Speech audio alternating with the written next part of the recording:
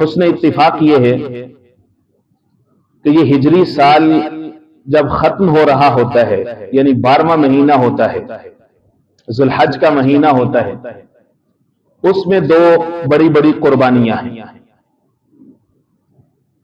جب ہجری سال شروع ہو رہا ہوتا ہے، پہلا مہینہ ہوتا ہے محرم کا مہینہ، اس کے اندر بھی دو بڑی بڑی قربانیاں ہیں۔ ذو الحج کے آخر میں دو قربانیاں ہیں، ایک 18 ذو الحج کو خلیفہ ثالث، خلیفہ سوم، دوہرے داماد پیغمبر، الملقب بذی الحجرتین، الملقب بذی النورین، سیدنا عثمان غنی رضی اللہ تعالیٰ عنہ کی شہادت ہے۔ اور اسی طرح سے یہی ماہ ذی الحج کے اندر جناب ابراہیم علیہ السلام اپنے بیٹے جناب اسماعیل علیہ السلام کو اللہ کے حکم کے مطابق قربانی کے لیے پیش کر رہے ہیں۔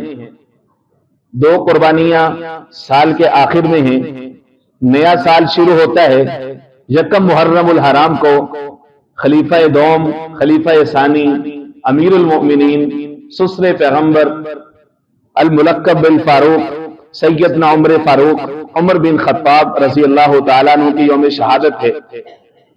اور 10 محرم کو خانوادہ رسول سیدنا حسین ابن علی رضی اللہ تعالیٰ عنہ اپنے پورے گھرانے کو لے کر کے جمع سالہ بچے سمیت یہاں تک کہ شیر خوار بچے کی شہادت پیش کر رہے ہیں۔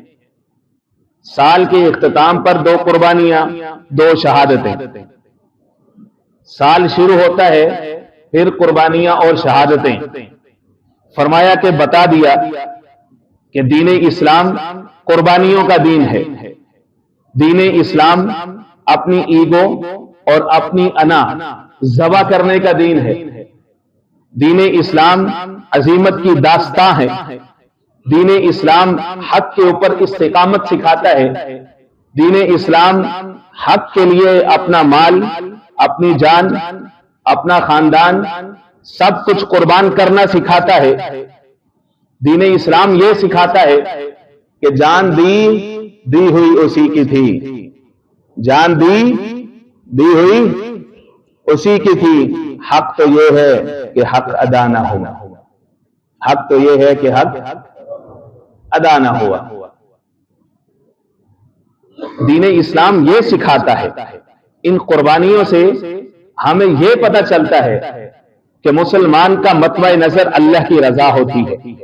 دین اسلام کے اندر ہر ایک عمل، ہر ایک رنگ قربانی ہے، اللہ کی قربت کا موقع ہے، اللہ کے لیے اپنے آپ کو پیش کرنے کا موقع ہے۔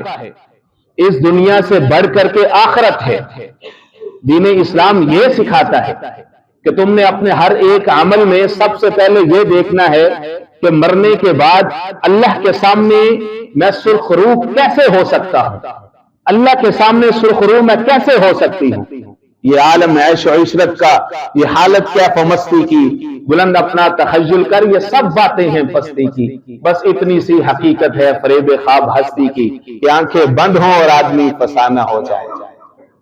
دین اسلام کے اندر اصل کیا ہے؟ آخرت ہے، اس کے بعد آنے والی زندگی ہے۔ یہ دین اسلام کی ترغیب ہے۔ جیسے ہی نئے سال کا آغاز ہوتا ہے ہجری کیلنڈر کے مطابق محرم کا مہینہ شروع ہوتا ہے، تو اس کے بالکل آغاز کے اندر سسر پیغمبر، امیر المؤمنین، امیر المسلمین، خلیفہ ثانی سیدنا عمر فاروق رضی اللہ تعالیٰ عنہ کی شہادت ہے۔ ذو الحج کے یہ آخری ایام ہیں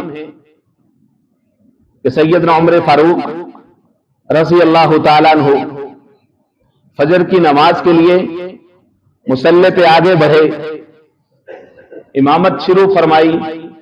دوران نماز ایک مجوسی، ایک کافر جو سیدنا عمر فاروق رضی اللہ تعالیٰ عنہ کی زندگی کا چراغ اور یہ شمع ہمیشہ کے لیے گل کرنے کی نیت سے کھڑا ہوا تھا، نماز کے دوران حملہ آور ہوتا ہے اور اس کے وار کے نتیجے میں سیدنا عمر فاروق رضی اللہ تعالیٰ عنہ یکم محرم کو اپنی جان جان آفری کے سپرد کرتے ہیں۔ میرے دوستو، یہ وہ دن ہے کہ جب بھی یہ دن آتا ہے عالم اسلام کے اوپر ایک غم کی کیفیت طاری ہو جاتی ہے۔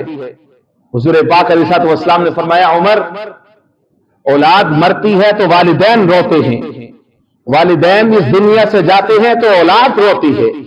عمر، جس دن تو دنیا سے جائے گا میں محمد کا اسلام قیامت تک روتا رہے۔ اور ایک یہودی مورخ کو یہ کہنا پڑا کہ اگر دنیا کے اندر ایک اور عمر آ جاتا تو ہمیشہ سے دنیا سے کفر کا خاتمہ ہو جاتا۔ اتنی عظیم الشان ہستی آج کے جمعہ کے اندر سیدنا عمر فاروق رضی اللہ تعالیٰ عنہ کا تعارف، ان کی شخصیت، ان کی صفات اور حضور پاک علیہ الصلوۃ والسلام کے سامنے عمر کیسے تھے، اس کا تذکرہ ہوگا۔ اور اگلے جمعہ کو سیدنا عمر فاروق رضی اللہ تعالیٰ عنہ کی شخصیت، ان کا دور خلافت، ان کے کارنامے، ان کی سیاسی اور سماجی خدمات، انشاءاللہ العزیز ان کا تذکرہ ہوگا۔ عمر نام آتے ہی کفر کے ایمانوں میں زلزلہ طاری ہو جاتا ہے، نام ہی ایسا جلال اور رعب والا ہے۔ اللہ رب العزت نے فرمایا، هو الذی ارسل رسولہ بالہدی ودین الحق۔ محبوب، آپ کا رب وہ ہے کہ جس نے آپ کو سچا رسول بنا کر کے بھیجا ہے، بالہدی، ہدایت دے کر کے بھیجا ہے، ودین الحق، اور دین حق مبین عطا کیا ہے۔ کیوں عطا کیا ہے؟ لیظہرہ علی الدین کلہ، تاکہ اس دین کو دنیا کے سارے دینوں پر، ساری تہذیبوں پر اس کو کیا کیا جائے؟ غالب کیا جائے، اس لیے بھیجا ہے۔ آیت کا مفہوم میں نے آپ کے سامنے رکھا ہے۔ یہ آیا قرآن مجید میں سورہ توبہ پارہ نمبر 10 کے اندر بھی موجود ہے، پارہ نمبر 26 سورۃ الفتح کے اندر بھی موجود ہے۔ اللہ نے یہ دین دیا اس لیے ہے تاکہ اس کو دنیا کے سب مذاہب کے اوپر، سب تہذیبوں کے اوپر اس کو کیا کرے؟ غالب کرے۔ اس آیا کے اندر اللہ نے وعدہ کر دیا ہے، اور اللہ کا وعدہ ہمیشہ کیا ہوتا ہے؟ سچا ہوتا ہے، وہ پورا ہو کے رہتا ہے۔ آیت کس پہ نازل ہوئی؟ آیت کس پہ نازل ہوئی؟ حضور پاک علیہ الصلوۃ والسلام پر آیت نازل ہوئی ہے، حضور پر وعدہ ہوا ہے غلبہ دین کا حضور کے ساتھ۔ تاریخ اسلام آپ نے سنی ہوئی ہے، پڑھی ہوئی ہے۔ اب مجھے یہ بتائیں کہ جس وقت یہ آیت نازل ہوئی ہے، حضور کے زمانے میں حضور کو بشارت ملی ہے کہ کیسر و کسریٰ فتح ہوں گے۔ اس وقت دنیا کی یہ دو بڑی طاقتیں تھیں، کیسر روم جس کے قبضے میں پورا یورپ تھا، پورا مغرب تھا، اور دوسرا کسریٰ ایران، ایشیا، مشرق ایشیا اور ایشیا بعید، یہ ساری چھوٹی بڑی ریاستیں، یہ ساری کی ساری کسریٰ ایران کے تابع تھی۔ دنیا کے اندر یہ دو بڑی سلطنتیں تھیں۔ حضور پاک علیہ الصلوۃ والسلام اس دنیا سے پردہ فرما گئے، یہ دونوں سلطنتیں اسلام کے اندر داخل نہیں ہوئی، اسلام کا غلبہ ان کے اوپر آیا نہیں، یہ دونوں مغلوب ہوئی ہیں۔ ان دونوں کو مسلمانوں نے فتح کیا ہے سیدنا عمر فاروق رضی اللہ تعالیٰ عنہ کے زمانے میں۔ وہ جو اللہ نے اپنے محبوب سے وعدہ کیا تھا کہ دنیا کی ساری تہذیبوں، سارے مذاہب کے اوپر محبوب میرا کلمہ غالب آ کر کے رہے گا۔ شاہ ولی اللہ محدث دہلوی رحمۃ اللہ علیہ فرماتے ہیں، اللہ نے وعدہ اپنے محبوب سے کیا تھا، لیکن اس کی عملی تفسیر عمر بن خطاب ہے۔ اللہ نے وہ وعدہ کس کے ہاتھ سے پورا کروایا؟ سیدنا عمر فاروق رضی اللہ تعالی عنہ۔ عمر اٹھے تو زیس کا عنوان بنے، منبر پہ چڑھ کے بولے تو حق کا بیان بنے، ہجرت کرے تو جرت کا اعلان بنے، بولے قرآن بنے، تولے میزان بنے۔ چھوٹی شخصیت نہیں ہے عمر بن خطاب، سمجھنے کی ضرورت ہے۔ آج کیوں ہمارے بچے اور جوان عمر کے نام سے غافل ہیں؟ آج کیوں اس کے چرچے نہیں ہوتے؟ دنیا کے فلاسفرز کو، ان سکالرز کو عمر بن خطاب کیوں نظر نہیں آتا؟ کیوں اس کی شخصیت اور اس کے اوصاف نظر نہیں آتے؟ اس کی حق گوئی اور بے باکی کے چرچے کیوں ہمیں نظر نہیں آتے؟ اتنی بڑی شخصیت کہ حضور پاک علیہ الصلوۃ والسلام نے فرمایا والذی نفسی بیدی، قسم ہے مجھے اس ذات کی جس کے قبضے میں میری جان ہے۔ عمر کی تو شان ہی یہ ہے، میرا عمر ہے ہی ایسا کہ جس راستے سے میرا عمر گزرتا ہے شیطان وہ گلی چھوڑ کر کے بھاگ جاتا ہے، شیطان وہ راستہ چھوڑ کر کے بھاگ جاتا ہے۔ شیطان عمر کے نام سے بھی ڈرتا ہے، اس کے کام سے بھی ڈرتا ہے۔ شیطان کا عمر کے ساتھ کوئی تعلق نہیں ہو سکتا۔ فرمایا والذی نفسی بیدی، قسم ہے اس ذات کی جس کے قبضے میں میری جان ہے۔ اللہ اکبر۔ عمر بن خطاب رضی اللہ تعالیٰ عنہ جب جوانی کی بہاروں کی طرف آئے تو عرب کے شرفاء کے اندر عام طور پر جو چیزیں مقبول تھیں، گھوڑ سواری، خطابت، نسبدانی، سپاہ گری، سارے بہترین فنون، لکھنا پڑھنا۔ عرب کے اندر 17 لوگ تھے جو لکھنا پڑھنا جانتے تھے، ان میں سے ایک عمر بن خطاب تھے۔ تو گویا کہ اپنی عین جوانی کے اندر جتنے اہم اس زمانے کی ضرورت کے فنون تھے وہ سارے سیکھ لیے تھے۔ اس سے معلوم یہ ہوتا ہے کہ امت مسلمہ کے ہر نوجوان کو چاہیے کہ اپنے زمانے کا بہترین فن وہ سیکھے، بہترین علم وہ سیکھے، جاہل نہ رہے۔ جو عالم ہوتا ہے وہ عالم بھی ہوتا ہے۔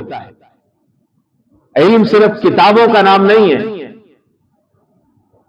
صرف کتابوں کا نام نہیں ہے، جہان دیدی یہ بھی علم کا حصہ ہے۔ لوگ تجارت کا پیشہ اپنایا کرتے تھے، عمر بن خطاب نے بھی تجارت کا ذریعہ اپنایا، ذریعہ معاش اپنا تجارت رکھا، دور دراز ممالک میں سفر کیا، جس کی وجہ سے اللہ رب العزت نے ان کو فہم، تدبر، معاملہ فہمی، سیاست، یہ ساری نعمتیں اللہ رب العزت نے ان کو عطا فرمائی۔ لیکن یہی وہ زمانہ تھا کہ مکہ کی وادیوں میں ریگزاروں کے اندر آفتاب ہدایت طلوع ہوا۔ جناب محمد الرسول اللہ صلی اللہ علیہ وسلم کی زبان مبارک سے ہر طرف صدائے دل نواز بلند ہوئی، قولوا لا الہ الا اللہ تفلحون، لوگوں لا الہ الا اللہ پڑھ لو کامیاب ہو جاؤ گے۔ عمر بن خطاب بخاری شریف کے اندر ان کی اپنی زبانی ہے، فرماتے ہیں کہ میں بت خانے کے اندر سویا کرتا تھا کہ ایک دن میں نے دیکھا کہ ایک بت کے اوپر کچھ لوگ آئے اور قربانی کی۔ لوگ بتوں کے اوپر آ کر کے قربانی اور چڑھاوے چڑھایا کرتے تھے۔ جیسے ہی لوگوں نے آ کر کے قربانی کی، اس کے اندر سے آواز آئی، اس کے اندر سے آواز آئی، لوگوں ایک شخص تمہارے اندر آ چکا ہے جو کہ لا الہ الا اللہ پڑھتا ہے۔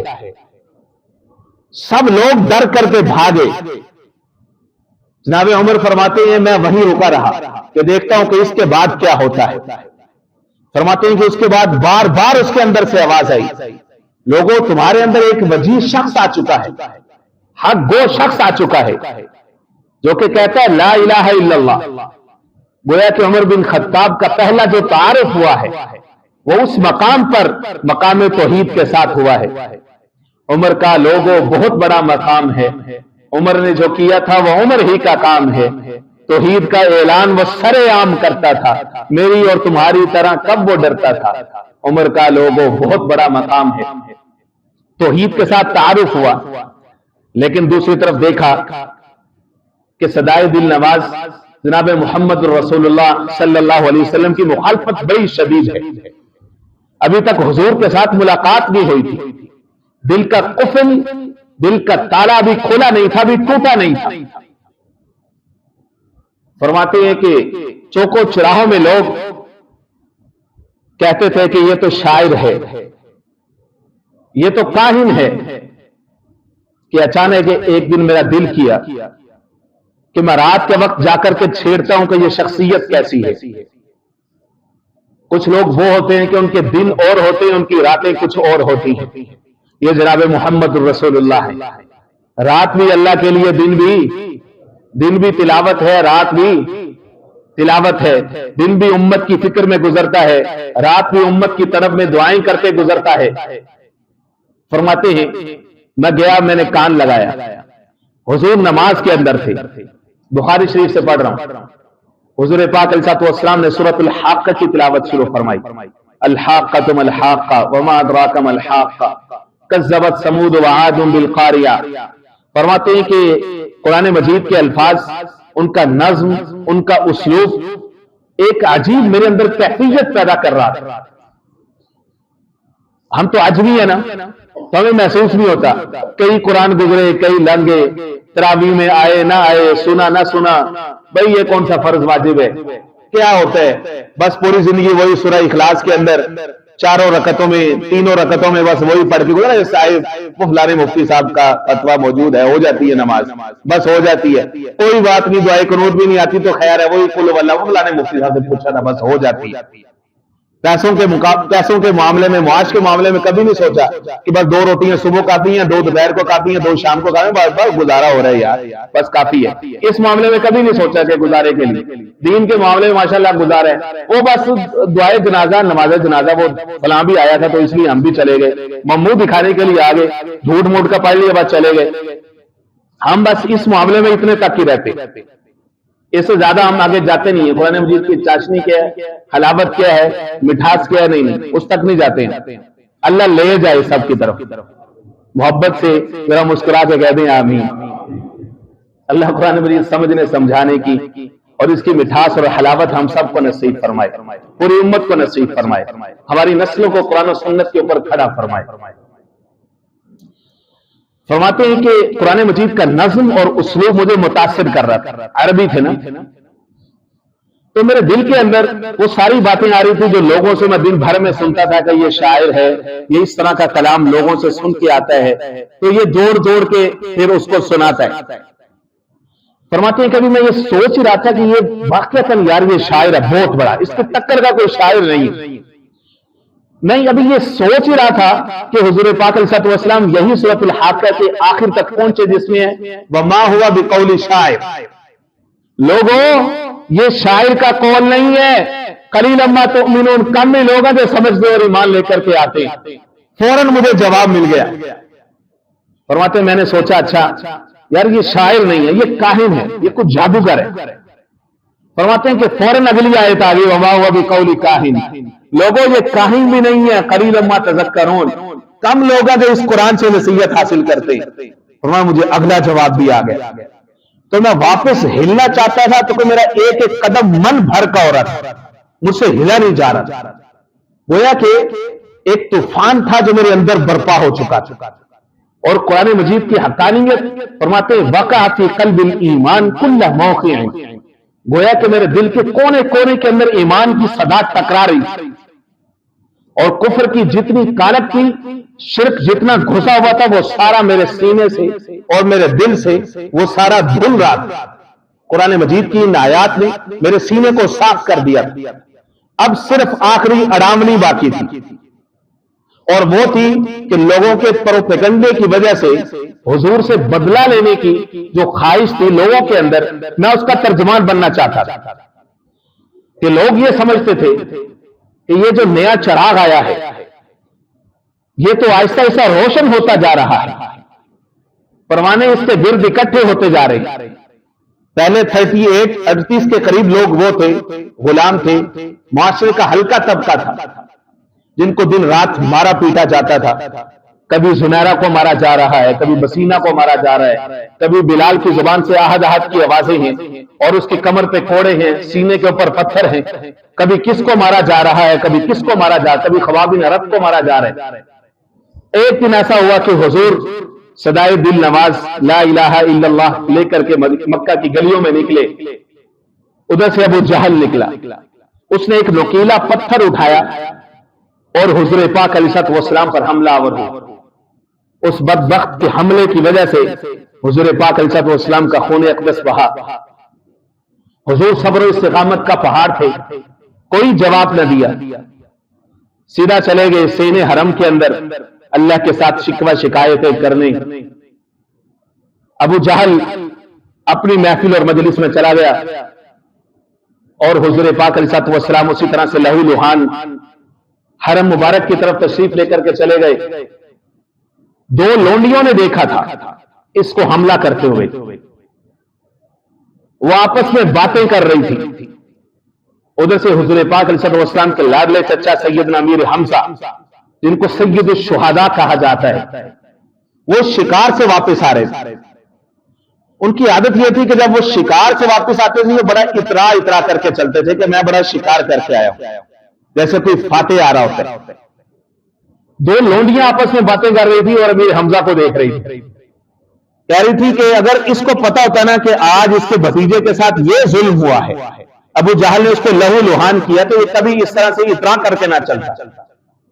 فوراً وہیں پر پاؤں رکے اور لونڈیوں سے تفصیل جانی کیا ماجرا ہے۔ انہوں نے بتایا کہ ابو جہل نے یہ ظلم کیا ہے تیرے بھتیجے کے ساتھ۔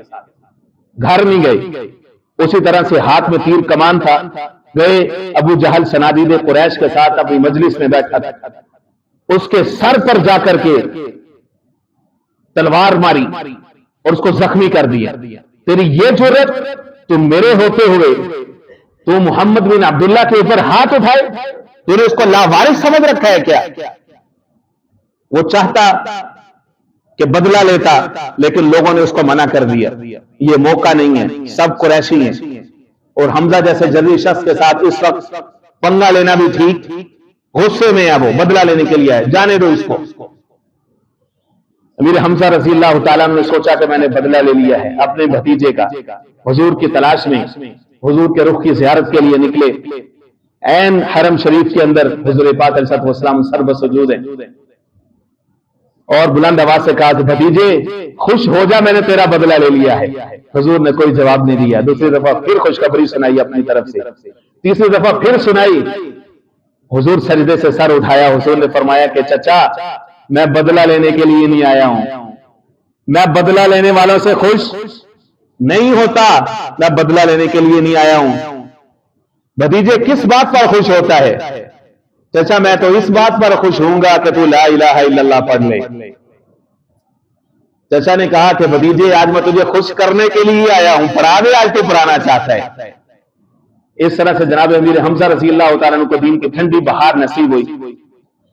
حضور آگے بڑھے، 39 مسلمان ہو چکے تھے، حضور آگے بڑھے اور خانہ کعبہ کے غلاف کو تھام لیا اور دعا کی، اللہم اعز الاسلام بأحد الرجلین، باسلام عمر بن الخطاب او بعمر بن ہشام۔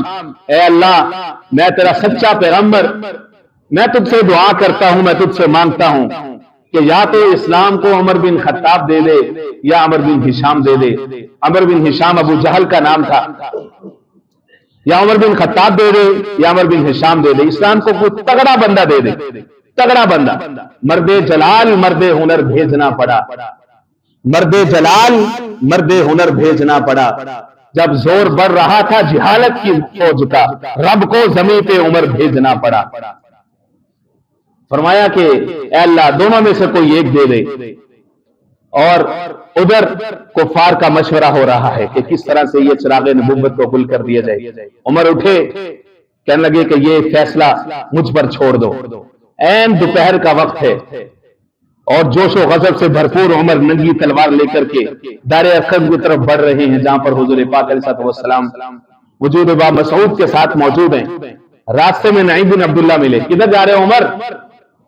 میں چراغ نبوت کو گل کرنے جا رہا ہوں۔ عمر پہلے اپنے گھر کی خبر لے، تیرے گھر کے اندر تیری بہن اور تیرے بہنوئی پہلے ہی اس کے غلام بن چکے ہیں. غصے کا رخ بدلا اپنے گھر کی طرف. گھر گئے تو اندر سے قرآن مجید کی آواز آ رہی تھی, طٰہٰ ما انزلنا علیک القرآن لتشقیٰ.